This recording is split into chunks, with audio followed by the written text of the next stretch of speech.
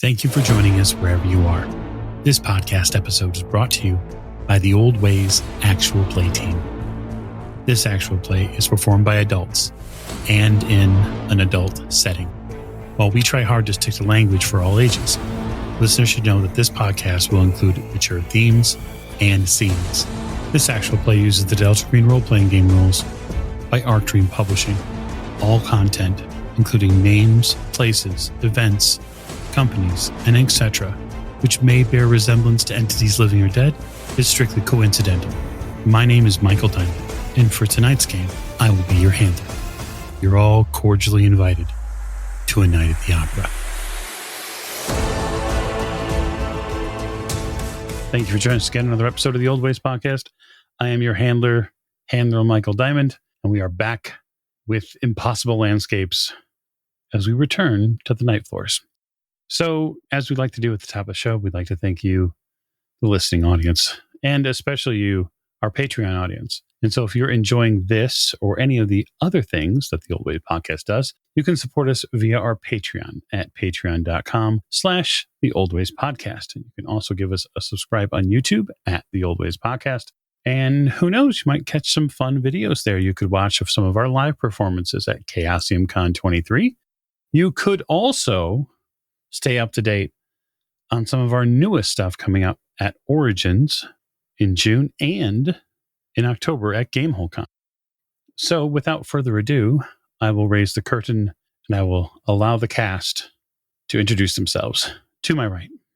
Hey, it's me, Miranda. I play Agent Olivia Dartford, aka Dr. Aaron Weber.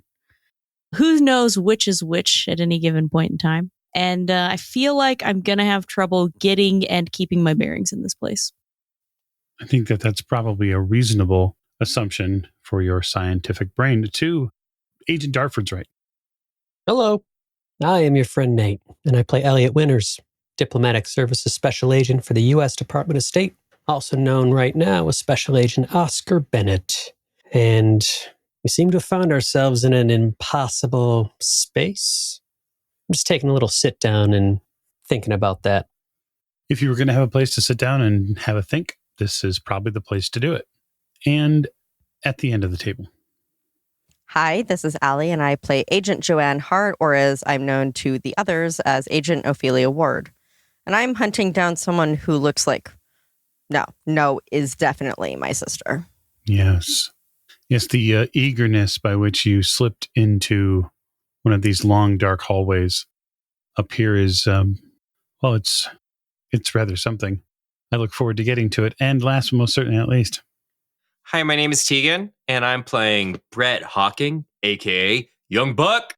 And I am here, currently agent of NCIS, and I am here to chase down our quickly departing fellow agent and make sure that she's A-okay.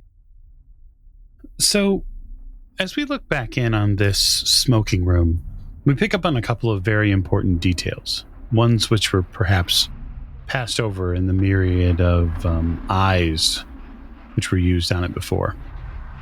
The furniture here is overstuffed. You can tell this, Agent Winters, when you collapse into one of these chairs. You don't really collapse all the way like you were expecting to. It kind of makes you sit up high a little bit. And the floor here is irregular, just slightly. You can tell it's a little bit bent to the right in one space. Maybe there was some water damage earlier. The rugs don't seem to show it. And the smell in the room is different when you sit down. You hadn't picked up the staleness of all the cigar smoke before, but now you do. Agent Dartford, after your revelation in front of Mr. Rourke, what's your next play? I don't know. I still feel like tracking down this Castigue is maybe the best first lead, but I haven't been getting very good directions. I'm a little concerned about just walking off. Are you planning on staying here, Bennett? No, of course not. I'm just, you know what? You're right. I see what you're getting at. I'll stand up. My glass which Rourke had given me, is empty. We haven't been here that long, but this glass is empty, and I think you're right, Dartford. Handler, so when Ward took off and O'Neill took off, was that obvious? Oh, yeah. And did it seem distressed, or was it just, as I remember it, I'm going to go explore. I'm going to go find this person. Am I remembering it right? They went off to explore, and then it sort of felt like Agent O'Neill had sort of like an oh shit moment, like nobody should go alone anywhere a few seconds later, and then O'Neill took off, and that's when your butt hit the seat. Mm-hmm. Okay. Yeah, Dartford.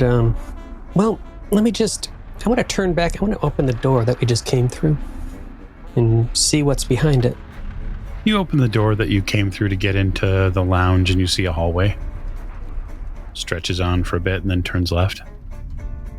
Not the stairs that go down, because we came right in here from stairs, I thought. Correct. And now there's no stairs. There are not. Fuck. Roll sanity. Fuck.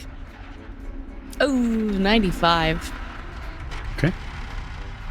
And I succeeded. Okay. So the both of you are overcome with a feeling of helplessness. It crawls its way up into your shoulder blades, Dr. Weber. It sits there for a little while until it taps on the back of your brain and it tells you, run, run, run, run. And Aaron takes off. But where? I would say down the hallway that is behind the door that we came through. Okay. Because I want to get out, and it only makes sense to me to get out is that way. Okay. You shoot down the hallway. And I try and grab her when I see this. I won't make you roll for it, Agent Winters, but tell me what your dexterity is. It's 40. Yeah, there's no way you're going to catch Agent Dartford before she leaps and uses that flight instinct that all humans have. She is definitely gone. I'm going to, just as a note to the group here, to the agents I'm handling, I'm going to choose not to share your sanity losses at this point in time. I'll let you know. So you run, Agent Dartford. You run forward 5 or 6 feet, and then you hit the hallway as it goes left, and you continue to run. Bennett, you're going after her? Olivia! I'm going to follow behind as quickly as possible. Okay. You follow behind as quickly as possible. When you go left, Agent Bennett, and you go after Olivia, you go into the hallway and she's nowhere to be found. She's gone. I'll call out, Miss Dartford! Where'd you wreck off to? Miss Dartford! Agent Bennett, the hallway is 15 to 20 feet long. There's no way she's made that much distance up. You don't even see a T yet. The lights in the hallway are dim enough that you can't see too far ahead, and you don't even hear her running. Oh, there must be a doorway or something, and I'm gonna fast walk down this hallway, looking to the left and the right for the doorway, the open doorway that she must have rushed into. I'm calling out, Dartford, where are you? Dartford, make a noise. Say funny. Do I hear Bennett? You don't, actually. The blood pounding in your ears is preventing you from hearing anything other than your own fear as you're pushing your way further and further down the hallway. It's moved left and then right again, and you've gotten to a longer portion of the main hallway in this building. And down there, down just beyond the range of the light that's here, you see a small group of robed figures that are wearing some sort of strange something over their face, perhaps party masks or something. There's 3 or 4 of them clutched up at the end of the hallway here. I think in my hysteria, run up to them and be pleading, like where I out? Do I need out? How do I get out? I might even grab one of them. You head down that way, hoping to catch them. You can hear your own footsteps on the carpeted hallways here. And there's almost this You know the sound that your hand makes when you rub it over a corduroy? There's this specific sound that goes back and forth across your eardrums. And it seems like they pick up on it, and then they scatter left and right. Yet Dartford feels like I'm a rat, and I'm in a rat's maze, and I don't know the way out. Yeah, that's fair. And I'm not a wholly neglectful mother. So I am still worried about never fucking getting out of here.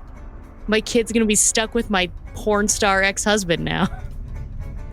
Agent Bennett, you find a door. This has to be the door that she's gone into. It's the only door you've encountered here in this hallway. No knocking. Just turn the handle and push against it. All right. You turn the handle and push against it. I'll get back to you in a minute. Agent O'Neill, you went after Agent Ward in hopes of tracking her down. I'm going to have you make a sanity roll for me as we proceed forward. What have I done to deserve such sanity rolls? Oh, look at that. Critical success. Okay.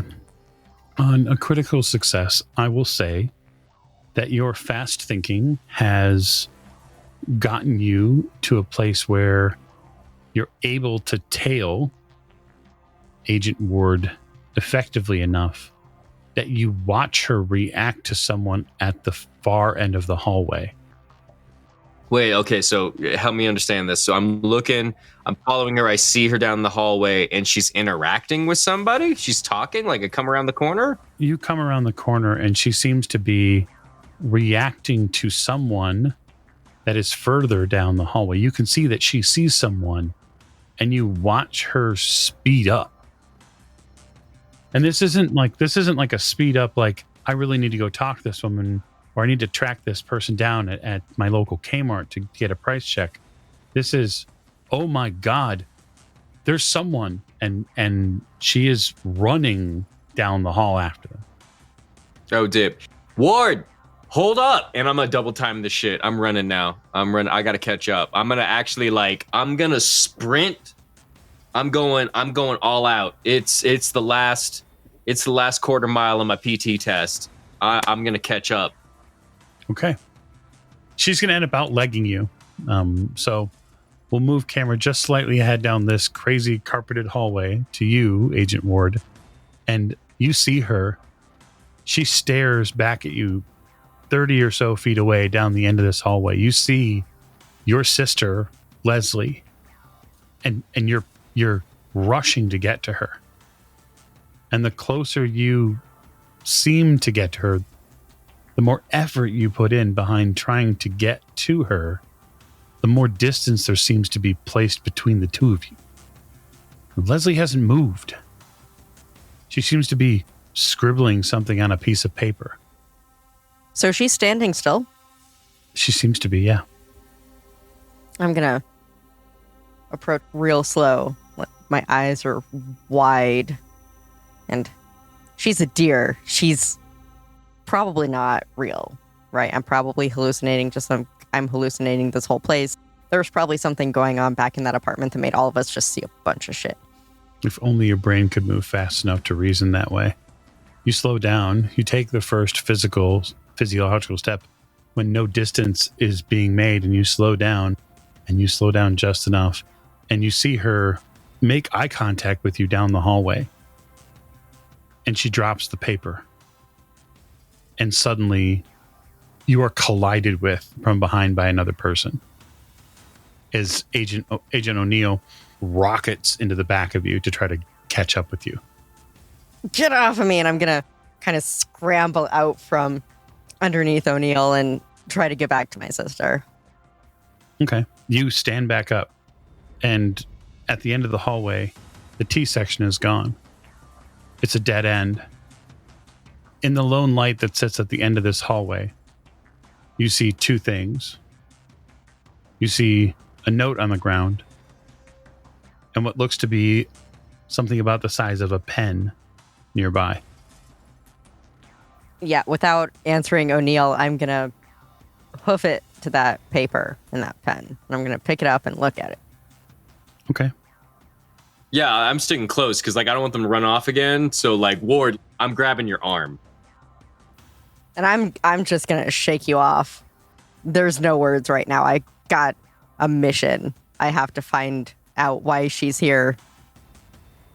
All right, but I'm sticking close, so. You find this strange piece of paper. It seems almost like a receipt for something. On the receipt, there's a name. I end up picking up something that specifically at the top says receipt. The date is July 3rd, 1995. And it is from Abigail Wright for rent, apartment 10B, $850. There's like a signature at the bottom, and I cannot read it. Very well. Agent Bennett, you open a door and step in. This is a strange room. It's dark. It looks like perhaps at one point it was a standard apartment. Inside, there seems to be a series of portraits on the wall. Relatively well-framed, black and white photographs. There's faces in each one. People staring into the camera. Their faces are blank. They're all dressed in very sort of a roaring 20s or 30s clothes. You see them holding, each one holding various shaped bottles. There's a name in the first portrait here, catches your eye. It's written in ink, very steady hand. There's an A that is unrecognizable. And then the last name is Darabondi. Daribondi. There's another photograph to the right, no more than 2 or 3 feet away. And another, and another. What there isn't is any sign of Agent Dartford. My hand's still on the doorknob. I walk in a step, but I'm on a search. Dartford, you're in here? Dartford! And I think I'll notice what's there.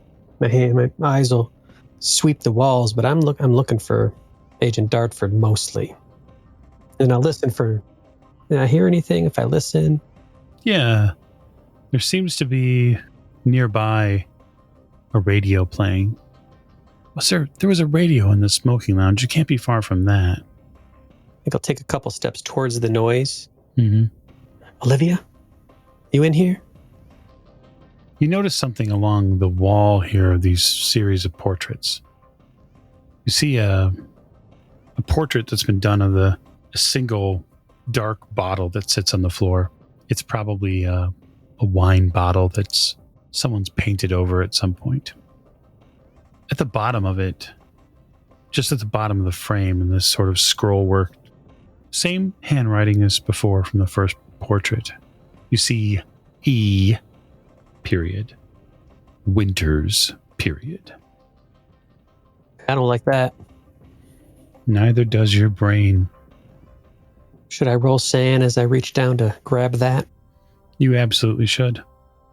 That is a 99 over 62. Okay, so that's not great. Dependent upon your perspective. You hear something when you reach out and touch it.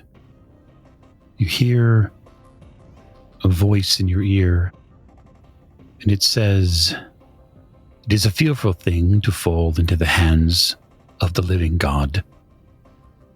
And I might make a noise, but I don't say anything, but I definitely turn around. Maybe a little bit of a gasp or an Elliot Winters scream as I look for where that came from. Agent Dartford, you hear a scream from the behind a door to your immediate right as you're walking down the hall. It's a man screaming, fearful, concerned, sheer panic in his voice. Yeah, I'll kind of rush through the door. You rush through the door. You see Agent Bennett on the floor of the apartment looking at a frame of a picture. You were the light that spills into this darkened space. There's nothing on the picture. There is no photo in the frame. It is empty. But Agent Bennett hasn't stopped screaming yet. I'm gonna grab Bennett and shake him a bit. But Bennett, what are you doing? Bennett, what did you find a way out? What? Where are we? I haven't been able to find a way out. I'm like shaking him the whole time. You snap out of it, Bennett, immediately. And am I holding? Absolutely. I reached down to grab, and it was, just to be clear, this bottle, this wine bottle looking thing, it had the portrait, or it had the painting on it. Yeah, so what you have is basically, for lack of a better term, like a 5x7 frame. Inside that 5x7 frame, you saw a picture of a bottle. Now I get it. Okay, so you had taken it, you clutched it, and then you saw what you saw at the bottom of that frame. And then once you saw it, you heard a voice in this room, and your mouth is dry, and you're on your knees in the middle of this room, and your throat hurts now. And Dartford is talking to you. Dartford, I heard him. He was right. I heard him. He was right in my ear. And it has my name on it, and I heard him. You heard who, Bennett? And I'm gonna have this frame, and if it says that, I'm not trying to hide it. He whispered in my ear. He said something terrible, and why does this have my name? And why's my throat hurt? Why? Where did you go? Why did you leave? Do I see a name anywhere on the frame? Yeah, you do see a name on the frame. You're not familiar with it. Wait, is this... No, but is this you? This is the real you? Well, that's a good question. For you, Agent Dartford, it says D. Carver. Okay. I'm trying to decide if I would say that or not. I probably would, honestly. I probably would say, you're Carver? Yeah. Yeah, so when you look back down at the frame, Agent Bennett, you see D. Carver on the frame. But you know what you saw. And you sure as hell know what you heard. Take one breath. And I've seen some weird stuff before. We all have. But I think my training will help kick in since I have snapped out of it. What is this? D. Carver? D. Darver? No, I saw something different.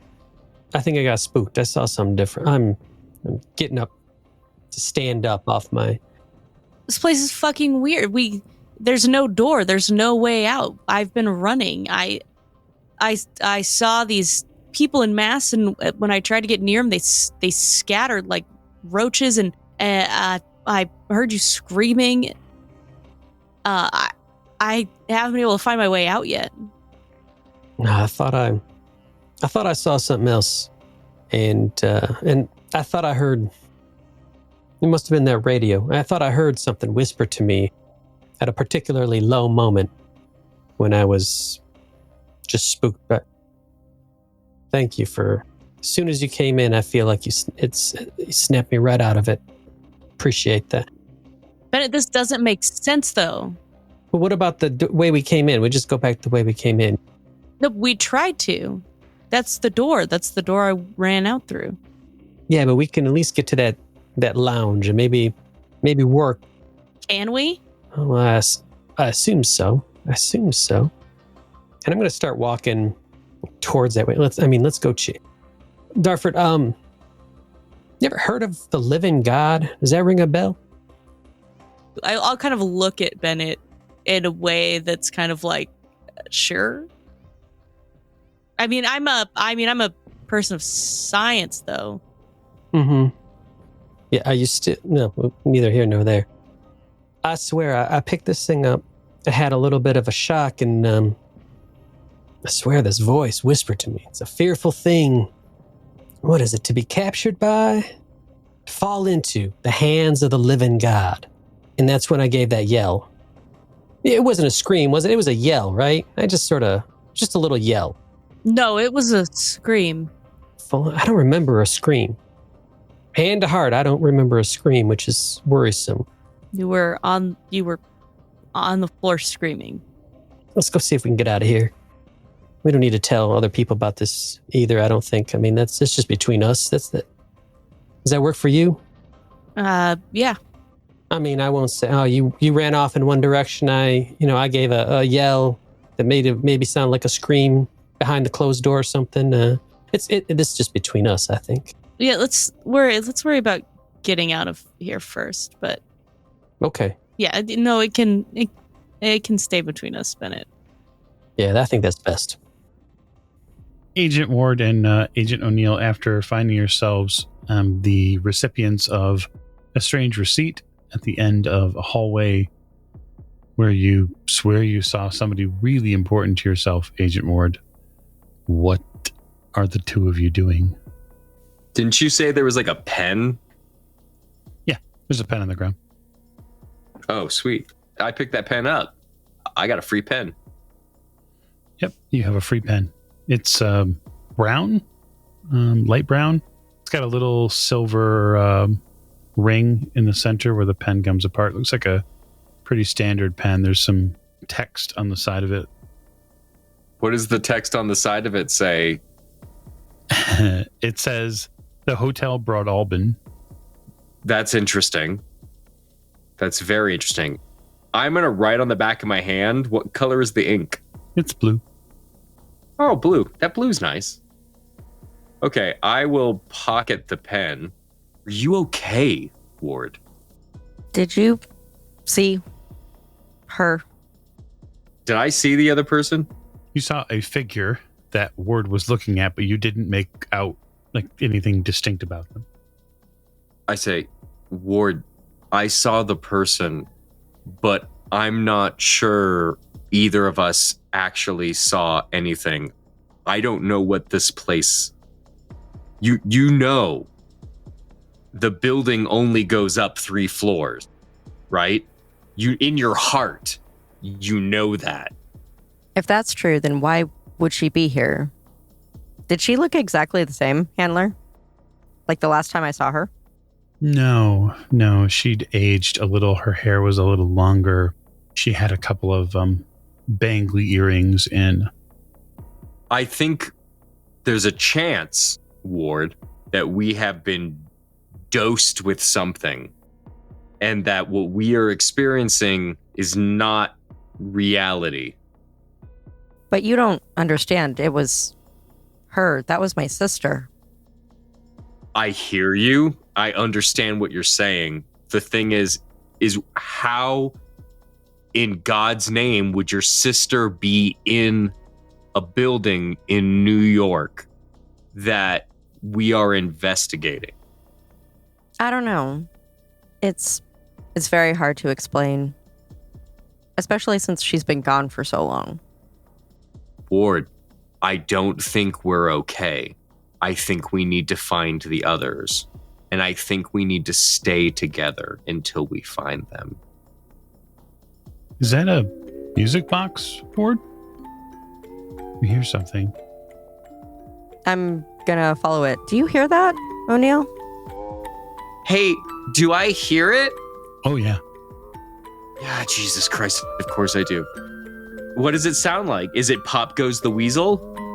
It's not Pop Goes the Weasel, but it is a cheery tune. It's hard to place exactly, but you do definitely hear it. It's pleasant, if not a bit discordant. Ward, we're going to check out the music, and then we're both going to make a conscious decision to look for the rest of the team. Okay? Yeah, that sounds good. But if I see her again, I'm gonna go after her. Okay. Let's go check out the music. Do I have my gun? Check yourself for your sidearm. You have it. Hey, guess what? Hey, okay, I'm unholstering the gun. Safety on. No round in chamber. Gun unholstered. That's very specific, but fair. We are going to go together to go towards the sound of the music. Okay. You wander back down the hallway that you'd run down, and you hear beyond this music a slight tapping. There's a bit of a repetitive to it, but it's every second or so. There's a tap The tap seems to be coming from that door. Same place where the music is coming from. What do you mean by like a tap?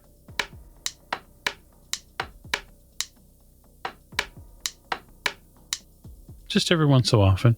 There's no actual steady beat to it, at least not directly.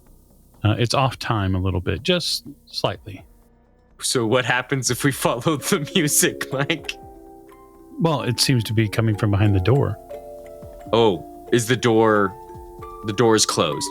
It does appear that way, yes. I'm going to look at Ward and I'm going to say, how about you open it? Yeah, and you'll go in first, just like protocol. I'll cover you. Okay. Okay, we're going to do it. We got this. I'm gonna stand. I guess the question is, does the door pull out or push in? It does look like it pushes in. You grab the handle, circular handle, and turn it. Like any apartment door that you've seen here. I'm gonna whip it open real fast. Maybe it hits the wall. Okay. And I'm going to immediately move in with my gun raised. So you whip it open fast. O'Neill, you get ready to step into the space, and something steps into the doorframe space before you. Actually doesn't step so much as it wheels. So no more than, say, 2/3 of a meter tall, just about 2 or so feet, give or take, off the ground. There's an odd little contraption that wheels itself out. On top of this strange sort of set of wheels, there's a beautiful, or once beautiful, porcelain face that sits sort of at an angle. It's a doll, and it seems to be the smashed remains of one that's been put back together with extensive care. Well, mostly extensive care. It has a mouth, which seems to be generating the tapping sound. It clacks up and down as it wobbles on these two unequal wheels. The arms are set at a very strange angle, and it seems to try to move them back and forth. It can't seem to do so. And then it spins 360 degrees on the axis, and the arms come out wide and then slowly ease back down. There's a coppery smell that you're flooded with when this thing comes out. You can hear these some sort of strange mechanism inside this thing churn around. It's okay. We got this. It is most certainly not okay. Oh, what is this thing? You can't even possibly come to understand how such a contraption could even... How does this thing move and work? It makes no sense to you. It's got to be a toy. It's got to be a toy. Because no one's moved to stop it just yet, it will move out into the hallway. It turns around and shows you its back, Agent Ward. Oh, of course it does. You see a piece of paper stuck to its back. I'm gonna regret this decision of leaning in closer to read what this paper says. It looks like an old invitation is present on its back. There are a couple of pieces of paper. When you lean in closer, though, that coppery smell gets a little thicker, and if you didn't know it any better, you'd think it was blood. I'm gonna reach out to snatch the papers on its back. Yeah, I'm going to train my gun on it while they're doing that. In the process of grabbing it, I'm gonna knock this fucker over. Okay. You knock it over. You grab the invitation and sort of kick the thing over out of disgust. It begins to cry. Roll sanity. No! Oh, both of us? No. Agent Ward is taking it just a little step further, and she's decided to kick the baby. I'm going to rack around into the chamber. So I got a 42 under 78. Okay. You don't feel any different, but when you kick it, it moves and falls and hits the ground. And as soon as it does, because it's on these uneven, sort of oddly shaped wheels, it begins to slowly click, click, click, click, click, click, click, click, click, and stand itself back up. And that's when it starts crying. And when it cries, it uses the only moisture inside of its body. And so the entirety of front of its face, this cobbled together porcelain mess, begins to bleed red. Cool. I'm going to shove it back into the room and close the door. Okay. What the fuck? You shove it back in and close the door. As you do so, Agent Ward, you hear from inside the room, "Joanne, don't leave me alone."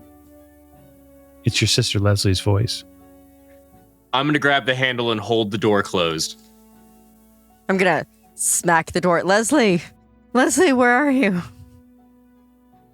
You don't hear anything from inside the door anymore. You're not going in there. You're not going in there. No, I don't want to be in there with that thing. Exactly. Okay. You checked out the music. That was the thing we said we were going to do. We're going to, together, we're going to go look for our friends, our compatriots, our comrades. Yeah, that seems reasonable. Okay, so I've got a nondescript envelope. It's a more squarish envelope than the longer form ones. And on the cover, it appears to have in black ink, written in cursive, what appears to be handwriting. I believe it says Ian Frederick de Craig, prisoner 125-101. That's correct. Some sort of envelope, it seems.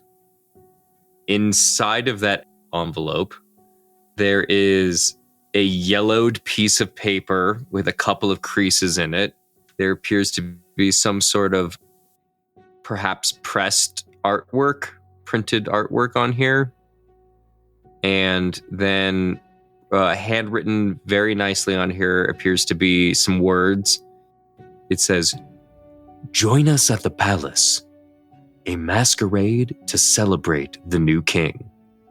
Come to dine, come to dance, come." Yeah, you think it's vellum. Vellum? Pressed vellum. It's fancy paper. Oh, I like fancy paper. Agent Dartford and Agent Bennett, you're leaving the room and heading back in hopes of finding the smoking lounge. You do so without any serious effort. It's no more than 10 to 15 steps, and you're taking a right, and you enter back into the smoking lounge. All right, well, that's good news at least. I think Dartford, like a big cleansing sigh of relief that we've actually at least found some central locale point. You don't see Rourke. Well, I don't trust that guy anyways.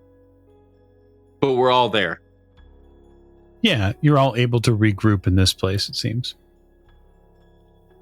Hey, there are mechanical children, and they cry blood, and they hand out papers. They have invitations that belong to none of us, and show them the paper.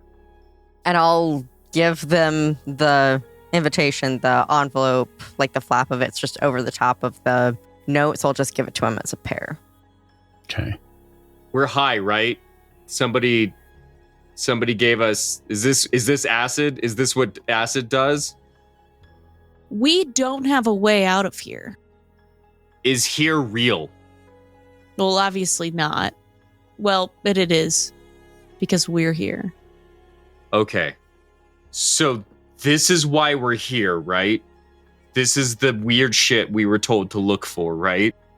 Well, I don't know. It seems pretty fucking weird. Yeah, I don't know if they knew about this, the extent of all this. I mean, it's definitely real, but this is where Abigail went, right? We're all agreed on that. She came up here and got lost. Dude, I'm not sure I'm not sitting in a hallway right now, drooling. Well, then we all are, and that would be a big deal. Like, there's no way that we're all having the same hallucination, and then we go off, and because we saw some weird shit too, and then we come back. Like, that's not happening. We got to wrap our heads around, this is happening right now. And if we don't wrap our heads around that, we're going to die here. Well, that might be what happened to Abigail. If she got lost or died here, and that's why she could never come back. And who's to say that we won't get lost here and not be able to find our way back? Let's not jump to the absolute possible worst catastrophe immediately. I mean, remember, we found this because we came here at night. Maybe it's a time-based thing. We can get in here at a certain time, get out at a certain time. Or maybe that weirdo Rourke, or maybe... look at all these books up in here. There's maybe one of these books. We have not done enough for us to immediately panic and say we're trapped, and let's slit our wrists and jump out that window. And then I'm going to walk over towards the window. What window? There's no window here. I'm walking through the walls and like there ain't no windows in here. Well, you know what I'm saying. If I grab another book, is it what's in the book? Very similar to a lot of the other books in here. There is unexpected Victorian pornography. Unexpected Victorian pornography. If I pull another book, is it going to be more unexpected Victorian pornography? No, now it's expected. Now it's expected Victorian pornography. Thank you. Agent O'Neill, this second book has your fiancée in it. Fuck, it does? She's wearing something very high class and fairly revealing and made out of, well, there's a lot of whale boning in the corset she's wearing. There's a photograph of Beth in the book. There's a photograph, and then there are drawings of Beth in the book, including a fair amount of implements that Beth is using on another woman. You're not certain where they come from, but they all have little side notes and diagrams about how they're put together and connected and how they're made to work. Well, wait, if it's a drawing, how do I know it's Beth? Well, the photo is definitely Beth, but the drawing is sort of a Leonardo da Vinci capturing of the situation. Jesus. I'm ripping that out of the book. Okay, you rip it out of the book. It's telling, too, because Beth is looking at you. Wait, what do you mean? Like, when you look at the photo, she's staring into the photo. She's staring out. She's definitely smiling, too. You can tell that she's enjoying herself. Camera is just picking up enough of her sort of clavicle area. You can tell that she's a little red. All right, we're not looking at this anymore. The book is closed. The ripped pages are in my pocket. We're not looking at this no more. There we go. In my pocket, pages. Speaking of weirdness, Dartford saw something, I saw something. Miss Ward, if I show you this frame, I'm just wondering, I'm not going to look at it, I'm just wondering what kind of name you might see on this, because it seems to be a little bit tricky. And then I'm just going to show Agent Ward the frame. Okay. Yeah, at the bottom of the frame, first in the frame, you see a bottle. It is dark, and then it is sitting on the floor somewhere when this photograph has been taken. At the bottom of it, there's a scrawled in cursive, very, very neat handwriting that says D. Carver. What are you looking for, Bennett, on this? I'm just wondering what name you might see on this picture. It says Carver. Is there initial? Yeah, it's D. Carver. D. Carver. And O'Neill, you see the same thing? I'm going to show it to Agent O'Neill. What am I looking at? Same thing. Carver at the bottom of it. Looks like it's scrawled into this note that sits at the bottom of it. What's weird about this? Good. There is nothing weird about that, and I'm very happy, and I'm just going to set that on a side table. I thought for a second I saw something different than what we're all seeing now, and I see the same thing, and something about a living God and blah, blah, blah, but no, I think we're all good. We're all good. Well, we are definitely not good, but for this moment, we are better. All right, does anybody have some ruby shoes? Maybe we could click them together an appropriate amount of times, something between 2 and 4 times, perhaps. Breadcrumbs may be helpful, I think, in this situation. Handler, have we gone through each of the doors out of the smoking room now? They went through one, we went through another. Are there more doors? There are at least 2 more. One does not simply walk through more doors, but maybe we should. What are you trying to look for? So I'm trying to look for 1, Abigail Wright, and 2, a way out, or 2B, some mechanism by which we might learn how to get a way out. Okay. I can back that. Wait, you know what? I'd also love to get a look out a window somewhere. We ain't seen no window. Did you see any windows on your route? The way you went, we ain't seen no windows. How do we make sure we ain't in a fun house? Dude, I saw shit. I saw shit you don't want to see. Ward saw shit. Ward was seeing their sister? Yeah, she's in this building somewhere. No, your sister is not in this building. This is a crazy place. You wouldn't know. Yeah, I don't think that she is Ward because, I mean, we've all seen some real weird stuff here. Like, I don't think my ex-husband actually did porn. So, I don't know. I think we're just... I don't think everything is here as it is. So, is this what the organization has you do normally? Is this the kind of stuff you're used to dealing with? Oh, this is like my first job. This is your first job too? Yeah, no, I haven't done anything for them before. Wait, y'all like interns? This is my first job. I mean, I got tangled up in some stuff once, but this is the first time they were like, hey, go do this. I met this dude in Norfolk. He said, hey, some people that you know here are messed up with some occult shit. We sometimes do occult shit. And then a couple months later, I get called out to do this. It says, it'd be good for me, good for my career, good for connections and stuff. Everything got approved and I'm here, but like not this kind of level of shit. How many times have you been doing this? I mean, I've seen plenty of weird stuff in my day. This is weirder than normal, sure. Yeah, wait, what about you, Bennett? I mean, you've been more involved than that. You seem surprised about me and O'Neill. There's a thoughtful look on my face.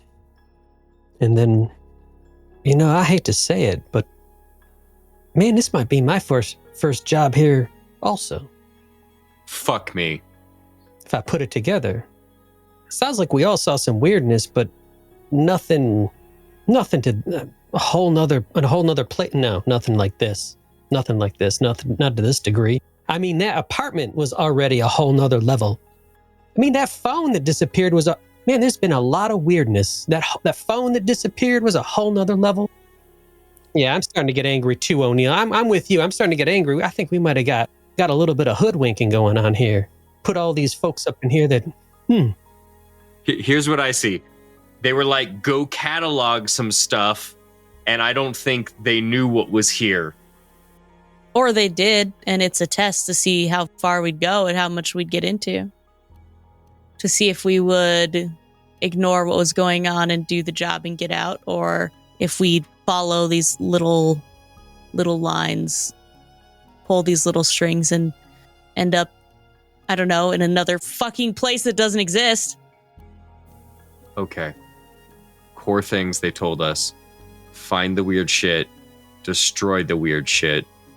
Keep people quiet about the weird shit, right? Yeah, that's what all of us were told. Dartford's off to one side, like hands on knees, breathing heavily. Okay. Despite the fact that it might be hard to destroy a floor of a building that doesn't exist, right now we're still in that floor. We have a door. Bennett, I'm with you. Let's go. O'Neill, they told us one other thing.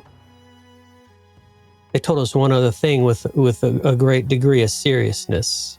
I just recalled. They told us, don't get lost. Well, as long as we have each other, we're not lost. We're not truly lost. So we're gonna go through this next door together, right? you asked that question, Agent O'Neill, and all of you hear from one of the two doors that's here, you hear the sound of suppressed automatic gunfire.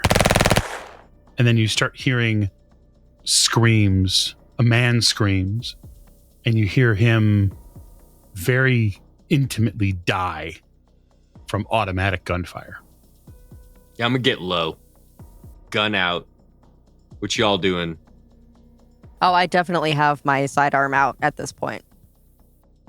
I'm letting the song go through my head, and then, immediately pull my service pistol, take cover behind one of these giant chairs. I take a glance at Dartford, knowing it's not really her bag, and if she doesn't seem to be operating, I might just pull her down towards another chair, sofa, and get some cover. Dartford is fully on the struggle bus right now. Yeah, the automatic gunfire continues for about 10 to 15 more seconds. For you, O'Neill, it is 100% a single weapon. It's a single weapon. It's a single weapon. You said it's automatic, so like hold down trigger. Yes. All right. Do I know what kind of weapon that might be? Probably at least a 45 caliber weapon. Okay. All right. I look at Bennett and I'm like, you got a weapon, I got a weapon. I look at Ward, we all got weapons. Let's go in this door. Let's clear the space. All right, I'm gonna open the door quickly so somebody can move in and clear. I'll take the other side, and when he opens the door, Dartford, stay down and stay close, but behind. Don't get up in front. Probably an unnecessary warning given Dartford's situation, but opening the door quickly and preparing to take the room, the agents uncover a huge empty ballroom. So beautiful chandeliers, long curtains that stretch down over what look like windows, which is particularly interesting to you, Agent Bennett. There are an enormous amount of shell casings on the floor. You can see that on the main portion of the ballroom. You see odd tracks of blood that lead from a central stain to the far end of the room. You can smell the gunpowder in this room. There's even a haze above. What kind of shell casings? 45 caliber. Actually, these are a little old now that you get them in good sight. I say old because the brass looks a little old. How big is this room? We'll say it's a large ballroom, so it's, say, 30 feet wide by 50 feet deep. Is that a big ballroom? For this place, it is, given the fact that you've never seen a room larger than a standard apartment building in this hotel before. I'd say it's pretty big. No tables, no chairs. Nope. Benny, you want to go follow that blood? how many doors out of this ballroom? The path leads off to one. Are there other doors? Yeah, the path leads directly to one door. Dartford, stay with us. I'll keep my back up against the wall and make my way towards that, wherever that path of blood is leading. You head towards the path of blood. As you do, it's a sort of a dance for you to get around stepping on shell casings or stepping around blood. You don't want to track blood for a varied amount of reasons. that old sort of mentality comes over you again, and you start thinking, okay, this is a crime scene and something happened here, and I don't want to disturb what happened. You get to the door, Agent Bennett, and you can smell the gunpowder smoke near this door. It's closed. Yes. No blood smear on the door, on the doorknob? No discoloration on the handle. This looks like a regular standard apartment doorknob, just like all the rest of them. Put my ear up to the door. Take a listen real quick before I try the handle. Put your ear to the door. I won't make you roll for this. Is it just Bennett going to this door, or have the rest of the agents moved into the room? They're not getting very far from me. I can't imagine why, Agent Dartford. Why? Yeah, I want to keep eyes on Dartford, make sure they're okay. Okay, well then let me ask Agent Dartford. How close are you to Agent Bennett? Probably pretty close. Okay. Ward, you two, or are you staying in the middle of the room, or? No, I'm going to the other door. So that way if, there's somebody in that room, I'll be able to find them. Okay. Fair enough. I'm not standing in the middle of a room. I'm staying along walls. Mm-hmm. That makes sense. So, Agent Dartford and Agent Bennett, you hear near this door what you are convinced is vigorous lovemaking. Dartford, this may be weird. Mm-hmm. It doesn't sound like a shooting victim in there to me. No. Unless I know the difference between moans of pleasure and pain, and that's the first one. I think, at least. Yeah, I think they fucking in there. And I'm going to open the door and peek in. You open the door. As soon as you crack the seal on this door, the first thing that you get hit with are a series of scents. We'll just put it that way. Beyond those scents, you open the door to a room without anyone in it. There's a wide king-size bed in here. It is covered in blood and little bits of chromed metal. On the nightstand nearby, Agent Bennett, you see something you've seen before, and that's a syringe and a burnt spoon. It's been weeks, months since its use. There's a somewhat familiar wooden stock tucked behind the headboard here. It's definitely some type of shotgun. On the floor, between the bed and the table at the far end of the room, there are a varying amount of $100 bills that are splayed all over. Some of them are sticky from the blood wrapped in between the stacks of cash. Looks like someone just had a really, really good time in this room. Whoever they were, they're far gone. Sort of whispering, God damn it, Dartford. I'm sick of all this weird-ass sounds. And the people ain't there. I fucking hate this place. Is that a bag of cash? Holy fuck. How much is that? You'd have to count it, but just from the visual state of the stacks of money that are here, between the stuff on the bed, the floor, and then the valise case that sits somewhat open on the table nearby, there are likely tens of thousands of dollars here. Okay.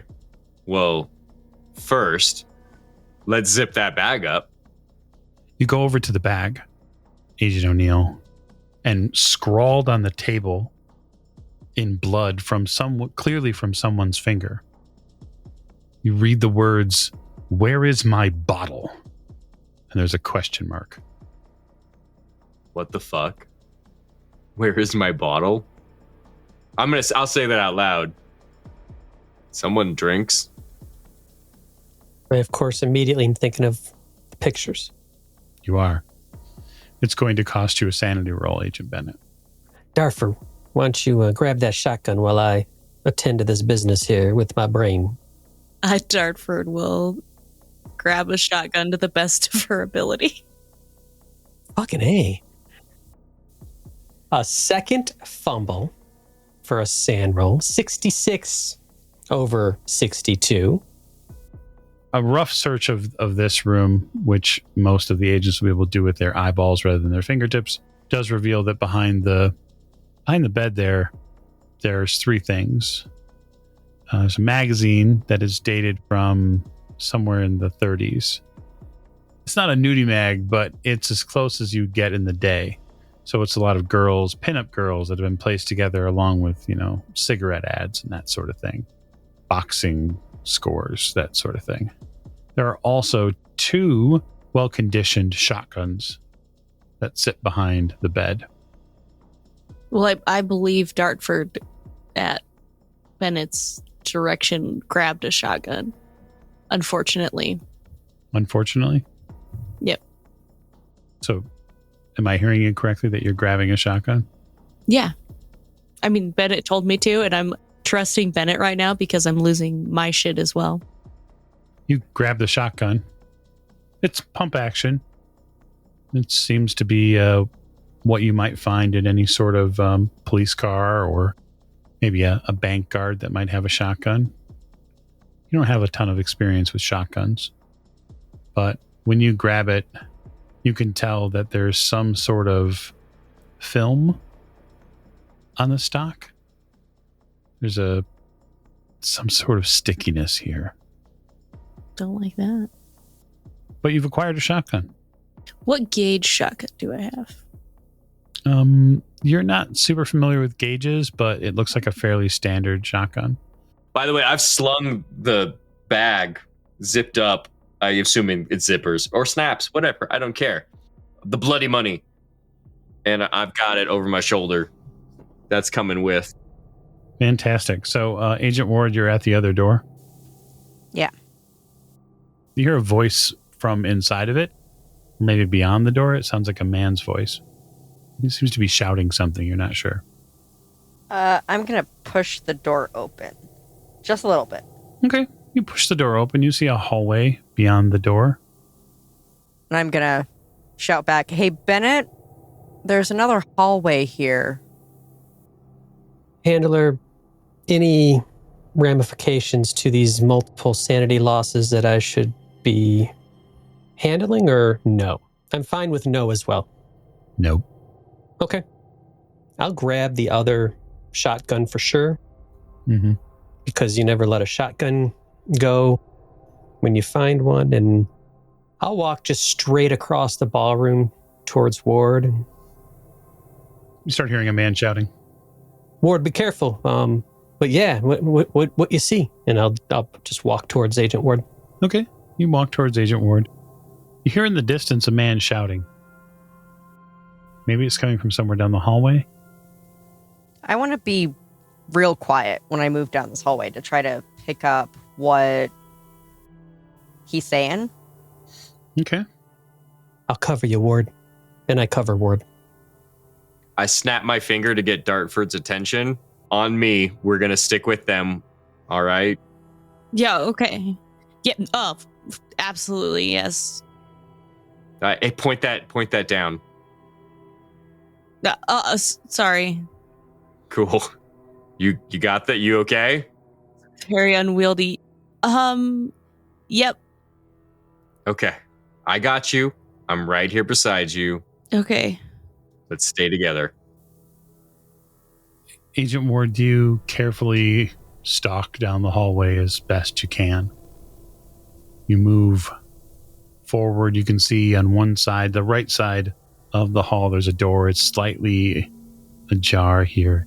And you can hear that voice saying something. It's probably 20 or 30 feet down the hallway, but you can hear this man inside this room.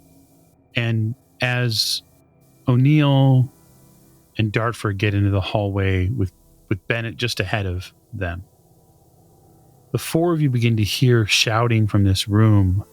"I do invocate and conjure thee, O spirit person, and being with power armed from the supreme majesty, I do strongly command thee, by Berelenesis." And he sort of trails off, and you hear another strange word get spoken. "Pau Chima and Apollo," and then sort of gets covered up. This last word gets covered up by this strange burbling sound. And there's a flash from inside that room that you see, Agent Ward, bright and as shining as the day. And then smoke begins to billow out of the room. Does it smell like a fire? No, it smells like an incense shop in there. Oh.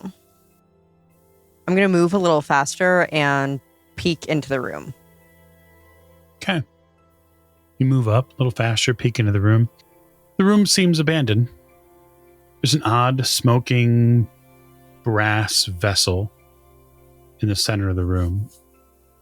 You see it's wafting this strange, almost pale yellowed smoke into the air. So with my gun raised, I'm going to nudge open the door a little bit more. Okay. And start to cover the room. Bennett, O'Neill, you're beginning to see her move into this room very carefully. You're very close behind her, so you're as to not to lose her in this hallway. And I have a weapon up, and I'm actively covering, but following behind. This brass vessel, Agent Ward, is marked with very strange symbols. It sits in front of a large pentagram etched into the floor. It seems like it was etched with a knife. Hard scrapes. Someone with a fair amount of physical strength etched this pentagram into the floor. Anybody here have occult 50 or over? You can roll if you would like. So I was going to ask if I would remember, like, if I look at the symbols on this thing, does it look like what was in Abigail's apartment? Maybe a little. That symbol on it sure does. You sort of look at one side of this etched, I don't know, this decanter, this strange brass holder in the middle of the room. That sort of looks like it's a little different, though. Does it look like the thing from Norfolk? Are you looking at it? I'm looking at everything. Everything is a little difficult. All right, let's see what you got. So the occult rolls are not encouraging, but for you, Agent O'Neill, the piece carved on the north side of this brass container is way too familiar. Oh shit, why? This looks exactly like what you saw in Norfolk. This is what that agent was talking about. It's the same symbol. When he was rambling about demons? Uh-huh. Okay. So, demons, symbols, names. All right, so is this already in my little sketchbook? If I whip out my little green book, is it already in there? Yep. It's already there. All right. He invoked a name. Yeah, person. But not with an E. Person, maybe? Person? I'm going to write that under the symbol in my little green book. Those of you in our listening audience who have been to a Orthodox church before, this is the smell of frankincense. Very heavy. And Agent Bennett, out of the corner of your eye, back towards the door that leads to the hallway, you see at the floor of the door a gold and silver cloth piece snake out of this room. Like, imagine someone wearing a very long robe and they've just left that trailing piece. You catch it out of the corner of your eye, like someone was here and you didn't see them. Whoa, contact. And then weapon towards, and then I'm moving with purpose towards that movement. You head back towards the door. It doesn't take you more than 3 or 4 steps, but you're being careful, cautious, and prepared. And you get out into the hallway and find it empty. I'm right behind him. O'Neill, did you see that? Am I just getting jumpy here? What did you see? It was out of the corner of my eye. I saw as if someone was just walking out the door and they were wearing robes. It's just like all this other bullshit. You hear something, you open the door, they're gone immediately, and there's no way they gone that fast. Wait a second. It's like things keep grabbing our attention. One thing, and then the next thing, and then the next thing, and then the next thing. It's a never-ending chain of, like, things. We gotta move with purpose. We gotta knife hand this shit. We gotta walk in a direction. We have to know what we're doing here. Anytime we're not thinking about this stuff, It's just another flash, another bang, another funny room. All right? You want to lead this. That's cool. I'm going to follow you. I'll keep Dartford. I'll keep Ward with us. But, like, you got to move with a reason. What are you looking for? A singular thing. Y'all think we're getting manipulated here? You think there's like some sort of intentional mess with us right now? I feel like we are pages in a book. And the book, we keep on seeing pages above and pages, but it's like every time I turn my head, it's like a glimpse off into something else. I feel like I'm going crazy here, O'Neill. So what are we doing? Let's focus up. All right? Let's take a knee. Let's huddle. What are we doing? I can answer that if you'd like. We are going to take intermission. So while our agents collect themselves and perhaps form a plot and a plan to move forward, I'm going to encourage you to head to the snack bar to get some refreshments and relax. It's been an awfully jarring evening, don't you think? And come back next time for another episode of Impossible Landscapes, as played by members of the Old Ways podcast. And hopefully we'll get a chance to find old Albigail after all. Thank you and good night.